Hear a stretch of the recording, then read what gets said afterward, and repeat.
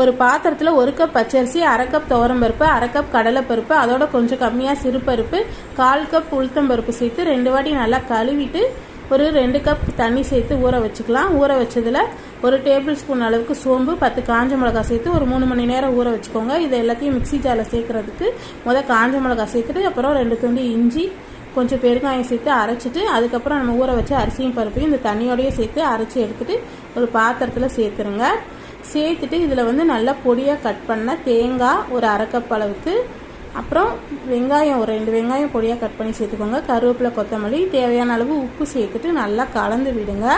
கலந்து விட்டுட்டு தோசைக்கல் காய வச்சு கல் நல்லா சூடானதும் ஒரு 1/2 கரண்டி அளவுக்கு மாவு எடுத்து தோசைக்கல்லில் சேர்த்துட்டு கையை ஈரம் பண்ணிவிட்டு இந்த மாதிரி நல்லா தட்டி விட்டுட்டு எண்ணெய் ஊற்றி நல்லா 2 பக்கமும் மொறுமொறுன்னு சுட்டு எடுத்திங்கன்னா சூப்பரான அடை தோசை ரெடி ஆகிடும்.